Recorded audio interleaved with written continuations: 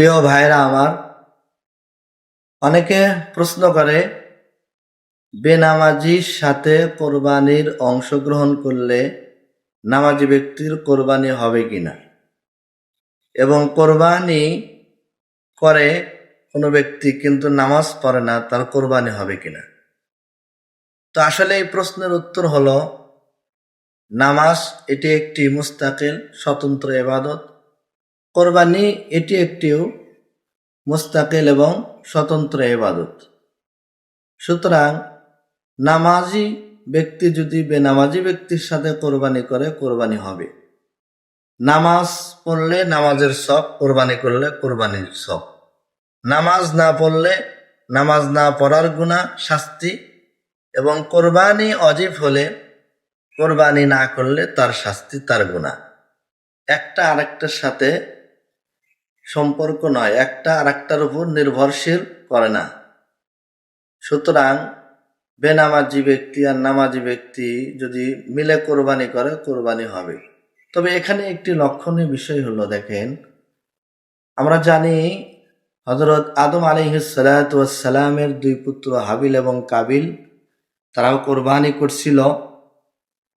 তো তাদের ভিতরে কার কোরবানি কবুল হয়েছিল আল্লাহ তাআলা সেটাও বলেছেন, ইন্নামা ইয়াতাকাব্বালুল্লাহু মিনাল মুত্তাকিন, যে আল্লাহ তাআলা নিশ্চয় মুত্তাকিনদের ইবাদত বন্দেগী কবুল করে থাকেন।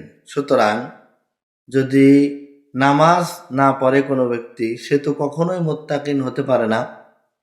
আর মুত্তাকিন না হলে তো তার ইবাদত কবুল না হওয়ার সম্ভাবনাই বেশি।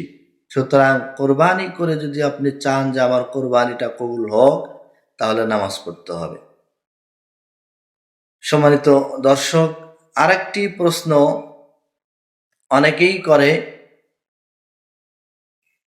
যে কোনো ব্যক্তি বলল তার নিজের গৃহপালিত গরু আছে, বলল যে এই গরুটির কামাই কাজে খেয়ে তাকে কোরবানি করে দিব।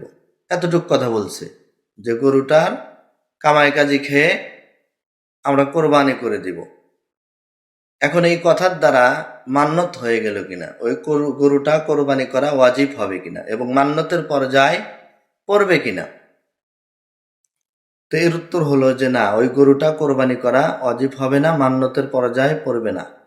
কারণ মান্নত বলা হয় যদি এমনভাবে বলে যে কোনো ব্যক্তি তার কোনো আত্মীয় অসুস্থ, আপনজন অসুস্থ, বলল যে আল্লাহ যদি আপনি সুস্থ করে দেন তাহলে আপনার নামে একটা কোরবানি করব।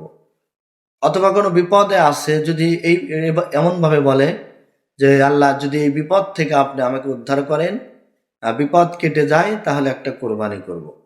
অথবা যে কোনো জিনিস উদ্দেশ্য করে বলে, যেমন এটাও বলতে পারে যে যদি আমার ছেলে পরীক্ষায় পাশ করে একটা কোরবানি করব। এই যে একটা শর্ত দিয়া কথা বলা যে এটা করলে কোরবানি করব, ওটা হলে কোরবানি করব, এমনটি হলে কোরবানি করব, তাহলে এই ধরনের কথা বললে মান্নত হয়, তখন সেই কোরবানি করা ওয়াজিব হয়ে যায়, মান্নতের কোরবানি হবে, তার হুকুমও ভিন্নভাবে আসবে। কিন্তু যদি কোনো ব্যক্তি শুধু এতটুকু বলে যে তার নিজের গৃহপালিত পশু গরু আছে, সেক্ষেত্রে বলল যে আমি 2 বছর পরে এই 2 বছর আরো কামাই কাজি খেয়ে এই গরুর মাধ্যমে তারপর আল্লাহর রাস্তায় কোরবানি করে দিব, এতটুকু বলার দ্বারা মান্নতের পর্যায়ে হবে না, শুধুমাত্র একটা নিয়ত হবে, একটা আশা হবে। আর নিয়ত আর আশার এরকম বলার দ্বারা সে মান্নতের পর্যায়ে পড়বে না, হুবহু ওই গরুটা কোরবানি করা ওয়াজিব হবে না। আল্লাহ তাআলা আমাদের সকলকে বুঝে এবং আমল করার তৌফিক দান করেন।